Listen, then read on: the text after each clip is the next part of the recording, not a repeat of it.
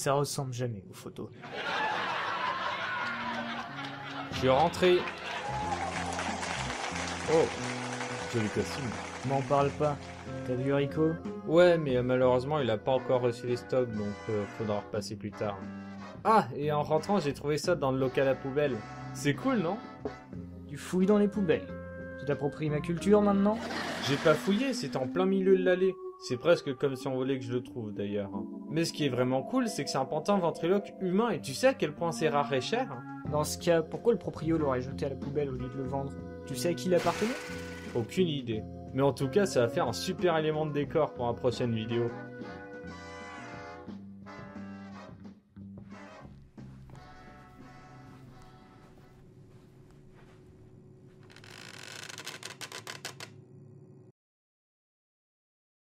Salut à toutes et à tous, ici Lermine en vrac.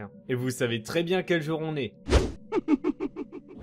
Ouais, c'est Halloween! Et au programme de ce soir, nous allons voir l'un des premiers films d'horreur de James Wan. Vous devez sûrement connaître ce mec, c'est le réalisateur du premier Saw, de la duologie Conjuring, parce qu'entre nous, le 3 n'existe pas, et des deux premiers Insidious. Je parle du film de Twisted Pictures sorti en 2007, Dead Silence, que personne n'a deviné sur Twitter.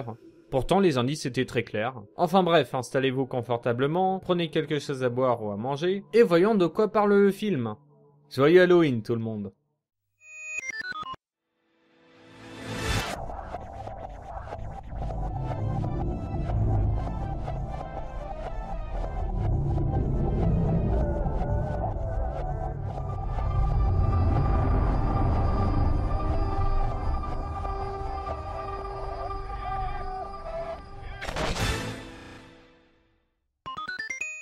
Le film raconte l'histoire d'un homme appelé Jamie Ashen, qui, après avoir perdu sa femme dans des conditions mystérieuses, décide de revenir dans sa ville natale afin de découvrir la sombre vérité se cachant derrière sa mort. Légende locale, esprit vengeur, la totale. Et là, c'est le moment où je vous dis que c'est un film de mon enfance. Ouais... de mon enfance. J'avais découvert ce film beaucoup trop jeune aux alentours de 2010-2011, à l'époque où je me perdais sur YouTube. Entre 2-3 courts-métrages bizarres, YouTube poop et vidéos sur le paranormal, j'étais tombé sur la bande-annonce ainsi que plusieurs scènes du film, qui m'avaient empêché de dormir pendant plusieurs mois vu qu'évidemment j'étais tombé sur les scènes les plus graphiques. Et bien sûr, vous vous en doutez, cette vidéo sera censurée, parce que j'aime l'argent, tout simplement. Et pour ajouter une info sympatoche, j'ai découvert en faisant des recherches qu'il existait deux versions du film. La version classée R, aka version cinéma, et la version Unrated, aka version non classifiée, sortie uniquement en DVD et Blu-ray. La version Unrated ajoute de nouveaux plans, ainsi que 2-3 petites choses que j'aborderai plus tard pour des raisons de spoiler. Et si vous vous demandez quelle version est la plus longue, ben c'est la Unrated, de juste 3 minutes. Enfin bref, trêve de meublage et lançons-nous dans Dead Silence. Au VIe siècle avant Jésus-Christ, on croyait que les esprits des morts pouvaient faire entendre leur voix par la zone de l'estomac des vivants. Du latin venter, ventre, et loci, parler, vient le mot ventriloque. Merci Wikipédia. Je te le fais pas dire. Le film commence sur la fabrication d'une poupée ventriloque répondant au doux nom de Billy. Et oui, c'est le même nom que la marionnette du tueur au puzzle dans Saw. À croire que James Wan aime vraiment ce nom. Si je devais donner un point positif d'entrée de jeu, je dois avouer que j'aime beaucoup cette intro. L'atmosphère, le montage, la photographie, la musique, tout est vraiment cool. Et il y a même des petits indices cachés sur la suite de l'histoire. Je ne peux pas mettre la musique pour des raisons de droit, mais si vous traînez depuis longtemps sur internet, vous l'avez sans aucun doute déjà entendu quelque part. Cherchez juste Dead Silence Theme sur YouTube et c'est le premier résultat. Il est terminé, transition œil lavabo, et nous retrouvons Jamie avec sa femme Lisa. Pour des raisons évidentes, ne vous attachez pas à elle. Et alors que tout semble se passer à merveille pour nos deux tourtereaux, quelqu'un sonne à la porte et y a déposé le scénario. Ce n'est nul autre que Billy. Et cette marionnette sortie de nulle part rappelle à Lisa une comptine de leur enfance. Prends garde au regard de Maréchaux. Elle n'avait pas d'enfant que des poupées. Ensuite, ça disait je sais plus quoi qui donnait des frissons. Et puis ça finissait par... Ok. Jamie sort alors en ville acheter chinois, laissant sa femme toute seule à l'appartement avec Billy. Notre bout de bois préféré ayant marre de rien faire, celui-ci décide d'utiliser ses super pouvoirs de mise en scène pour ralentir le temps et couper le son, et faire ce que les poupées ventriloques d'origine inconnue font le mieux.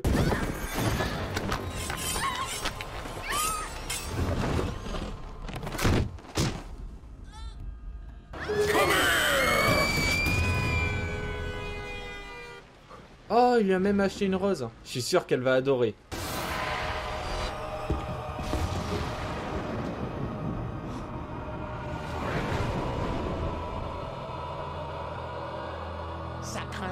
Étant l'unique suspect dans cette affaire, Jamie est interrogé par le flic le plus cliché du monde. Et malheureusement, il ne prend pas au sérieux les interrogations de Jamie concernant le paquet qu'ils avaient reçu. Qui, je le rappelle, est arrivé sans nom et adresse. Et qui contenait un pantin ventriloque. Qui est un signe de mauvais présage dans l'ancienne ville du mec. Enfin bref, le détective Lipton n'est pas convaincu. Ouais, c'est vraiment son nom. On aurait dit Punky à son moment. Bon, le détective Lipton n'est pas convaincu, et Jamie retourne à son appart où il récupère Billy qui était toujours sur place. Et en retirant le fond en tissu de la valise qui était abîmée, trouve un indice qui le pousse à retourner dans son ancien trou, Ravensfair. Et c'est là que l'histoire va Tu vas arrêter tes conneries, oui? C'est quoi tout ça? C'est des prothèses, c'est juste que je suis trop limité avec mes patounes. Au moins tes patounes ne sont pas aussi articulées et dégueu. Va falloir tout couper. Non, arrête!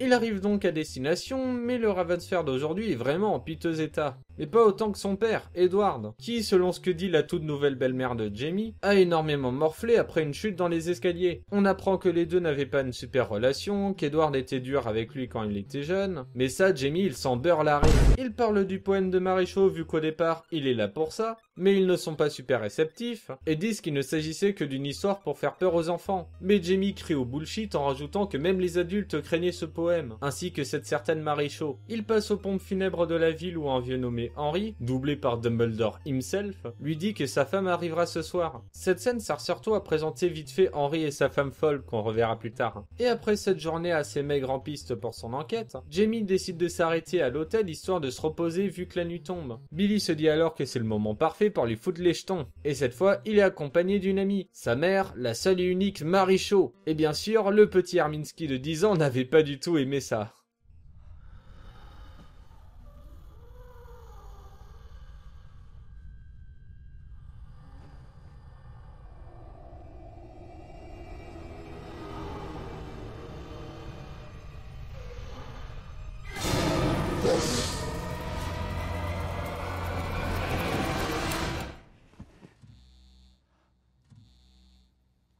Ok. Le corps de Lisa arrive chez Henry, et à la simple vue de celui-ci, il comprend très bien que Maréchaux est derrière tout ça. Même Marion l'avait senti et était partie se cacher sous les fondations de la maison. Je n'ai pas le temps de jouer à cache-cache. Elle ne me trouvera pas si je reste ici. Alors, je ne vais pas te le redire. Sors de là. Allez, viens. L'enterrement a lieu, Marion amène Jamie à la tombe de Maréchaux, et cela joue Monsieur Prendergast de Paranorman en lui disant qu'il est en danger. Il récupère alors Billy et retourne au cimetière la nuit tombée, car selon ce que racontaient les légendes locales, Maréchaux aurait été enterré avec toutes ses poupées. Il retrouve les tombes des pantins, et à la vue de celle de Billy, il comprend que quelqu'un l'avait déterré afin de lui envoyer. Il l'enterre, mais Billy ne tient pas en place. Regardez-le courir, le con. Je vais faire courir, moi, tu vas voir le rouquin là-bas.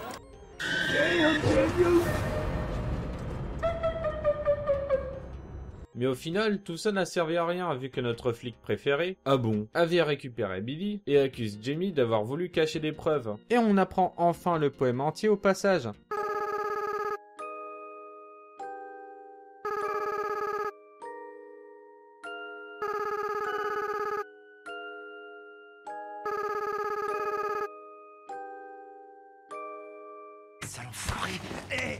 Ok, là il a cherché par contre. Le ton redescend et Lipton se casse pour retourner dormir dans sa chambre. Et à partir de maintenant, il compte plus lâcher Jamie.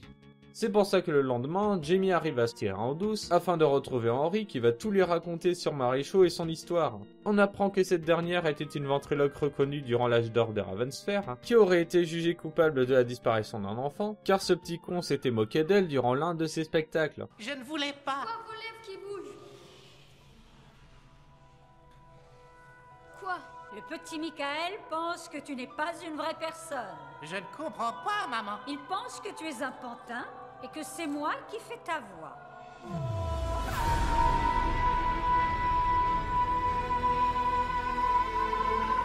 Les habitants de Ravensfair s'étaient donc rendus chez elle durant la nuit afin de la tuer, et l'avaient forcée à crier pour qu'ils puissent y trancher la langue. Le gros fun! Et après son meurtre, la ville fut ravagée par la mort. Des familles entières étaient retrouvées mortes avec la langue arrachée. Elisa est la dernière sur la liste. Et dans les dernières volontés de Marichaud, celle-ci voulait être enterrée avec toutes ses poupées car elle est considérée comme sa famille. Et en numéro 2, elle souhaitait être transformée elle-même en marionnette. Et c'était le père de Henri qui s'est chargé de le faire. Ce qui a laissé certains traumas à ce dernier quand il était petit et qu'il a vu Marichaud. On est tous les deux dans le même bateau.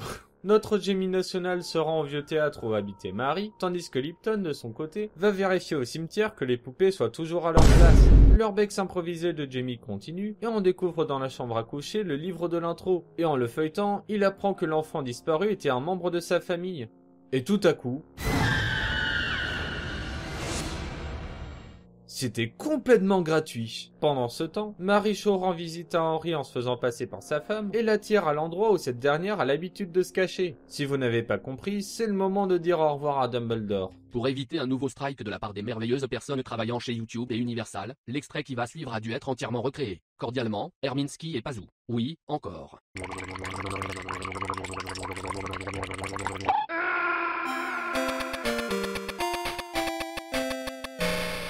C'est dégueulasse. Ouais. Oh, salut Pierre, ça va? Bien et toi? Jamie retourne chez le padré, et nous avons droit à 2-3 précisions concernant ce qu'on a appris plus tôt. Comme le fait que les meurtriers de Marichaud étaient en partie des membres de la famille Achen venus faire justice, et que Marichaud viendra prendre jusqu'au dernier les gens liés de près ou de loin à son meurtre. Ice-T s'invite à la soirée backstory pour choper Jamie, et pour nous dévoiler que les frères et sœurs de Billy ont disparu. Mais Jamie reçoit alors un coup de fil de Dumbledore qui n'est absolument pas sus, qu'est-ce que tu crois, lui demandant de le rejoindre au vieux théâtre pour répondre à toutes ces questions, une bonne fois pour toutes. Oui, je vais pas m'arrêter de placer cet extrait. Dommage pour vous. Ce dernier échappe donc encore à l'inspecteur Gadget qui prouve une nouvelle fois son inutilité. Derek et Jamie se retrouvent au théâtre et décident de coopérer pour retrouver le vieux, et finissent par trouver pas mal de trucs sympas. En plus de retrouver toute la famille de Billy bien sagement rangée dans une vitrine, ils mettent la main sur le gamin à chaîne qui avait disparu. Enfin, plutôt ce qu'il en reste. Maintenant, c'est plus du mobilier qu'autre chose, quoi. Mais soudain, une Marichaud sauvage apparaît, et a pour intention de détourner cette FAQ. Ah, salut Billy. Je veux réduire au silence tous ceux qui m'ont réduit au silence. C'est pour ça que vous avez tué Michael Achen? C'est parce que c'était un sale petit con, et aussi parce que j'avais besoin d'éléments déjà existants pour faire la poupée parfaite. Mais pourquoi avoir tué Lisa? En fait, tu n'étais pas le dernier Achen. Ta femme était enceinte. LOL. What did you say, bitch? Le Lipton tire au shotgun sur les poupées que Marie possède avec une certaine badassitude, je vais pas mentir. Mais malheureusement, cette badassitude était de courte durée et se fait avoir par le scénario. Jamie réussit à s'enfuir tandis que le théâtre sombre dans les flammes, ce qui donne un plan plutôt cool. Et en allant chez Dumbledore pour comprendre c'est quoi cette histoire, découvre que Marichaud l'avait eu et que Billy n'est plus ici. Marion dit même que c'est le padré Achen en personne qui serait venu le récupérer. Mais pourtant, c'est impossible, il est en fauteuil roulant. Alors là, c'est l'heure des comptes. Ça va chier. Jamie retrouve dans le manoir qui est complètement désert notre Billy national et se fait attaquer par Marie qui fait sa meilleure imitation du roi d'Hyrule. Mais ayant compris que celle-ci vit à travers ses marionnettes, Billy étant la dernière poupée encore en état, il la jette dans les flammes, ce qui la fait disparaître. Mais il y a un hic. C'était pas la dernière poupée.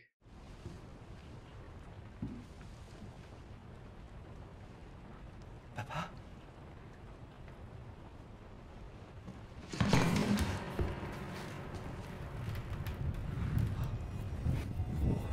Oh mon Dieu! Let me show you how to scratch it.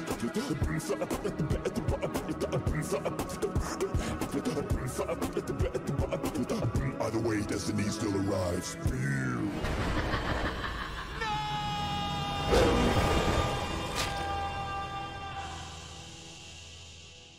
C'était donc Dead Silence, et j'ai pas mal de choses à dire dessus. Pour commencer, parlons écriture. La pizzeria vient d'appeler, elles sont prêtes. Je vais les chercher. Ok, à tout à l'heure.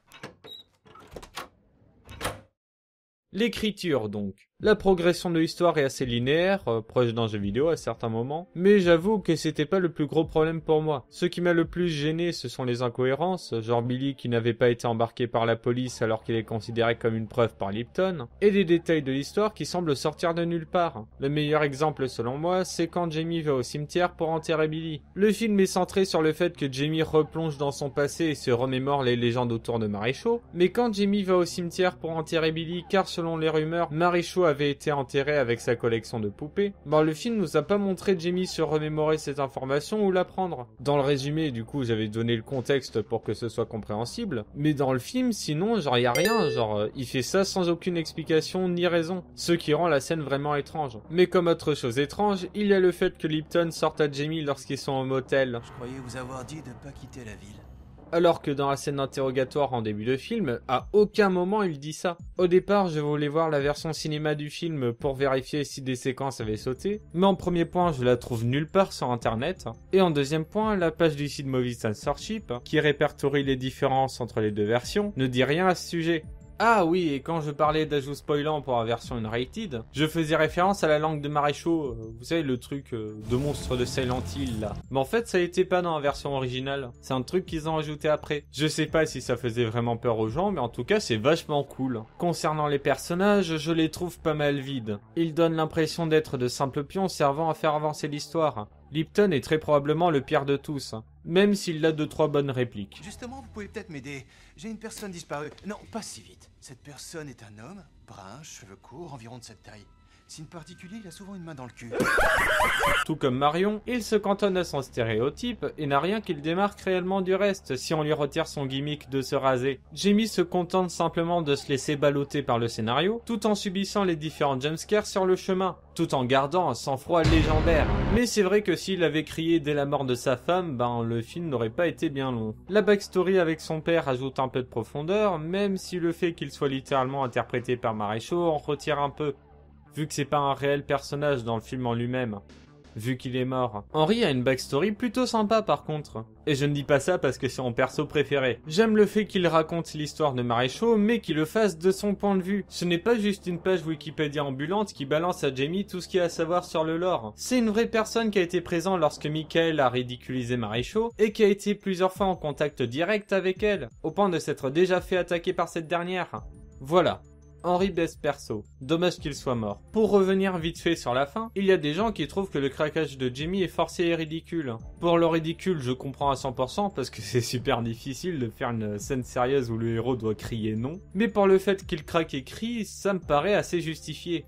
Je veux dire, si on remet en perspective, le mec vient de découvrir que son père était mort bien avant qu'il arrive, qu'il a été tué, vidé de son contenu et contrôlé par la personne qui a tué sa femme ainsi que son futur gosse. Et tout ça parce qu'un gamin s'était foutu de sa gueule il y a longtemps, et que par malchance, ce gamin faisait partie de sa famille. Moi aussi, je serais dans le même état. Mais si je devais résumer un peu mon ressenti concernant les personnages et l'histoire, en fait, je trouve que le film se concentre tellement sur Marichaud, le surnaturel et l'ambiance générale, qu'il en oublie de vraiment développer ses persos humains, qui deviennent au final de simples personnages fonctions. Mais du coup, la question qu'on peut se poser après ce que je viens de dire, est-ce que l'ambiance est réussie au moins ?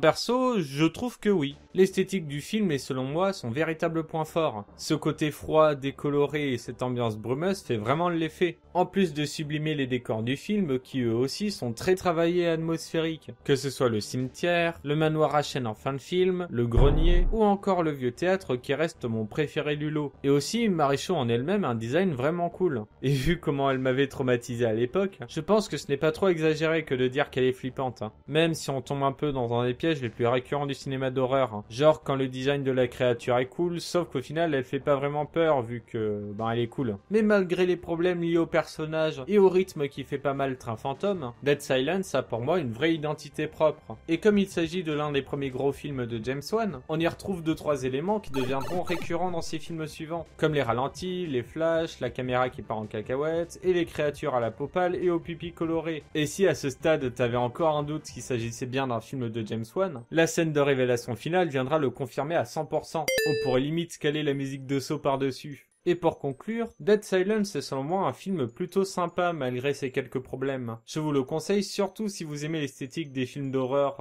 années 2000-2010. Hein. Les films avec ce côté un peu crade, désaturé, avec un montage proche d'un clip musical... Tout ça. Perso, je lui donne un 5 sur 10. C'est pas incroyable, mais c'est pas de la merde non plus, ça me semble bon. Et voilà, c'était ma review de Dead Silence, j'espère qu'elle vous aura plu. N'hésitez pas à commenter, liker, partager, vous abonner, admirer le graphique qui fait peur, et je vous dis à bientôt pour une prochaine vidéo. Salut! Ah, c'est reparti. Ok, alors, où est la torche? Elle est où? Ah, j'ai paumé mon chapeau, putain! Ah, la voilà. À tous les coups, Madame Claude a encore branché son grille-pain.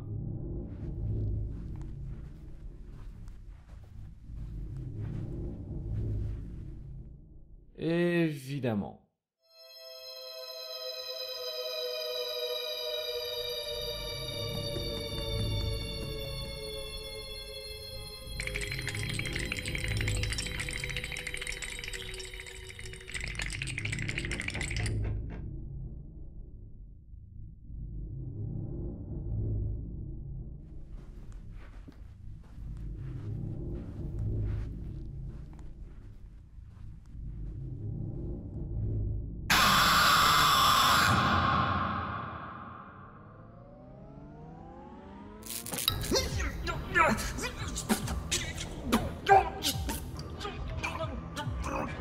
J'aurais dû me douter que t'étais une poupée entière envoyée par le docteur Distorsion.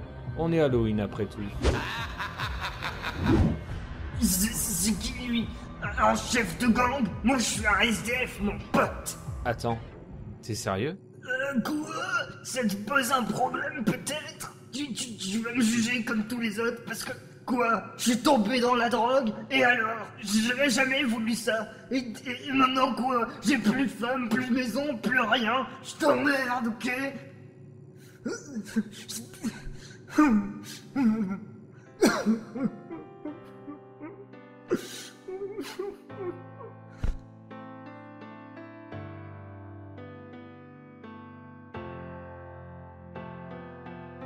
Je vais te sortir de cette galère. Je te le promets. Pourquoi tu ferais ça?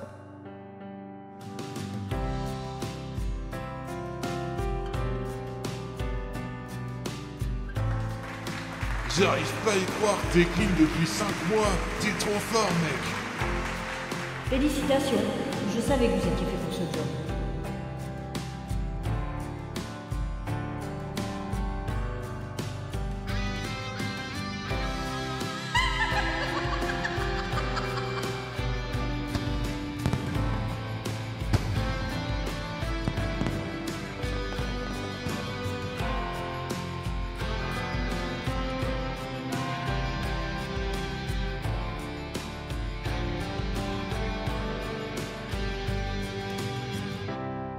Dans la vie, on peut souvent avoir l'impression d'être une cause perdue, ou tout simplement pas avoir les moyens de changer pour le meilleur.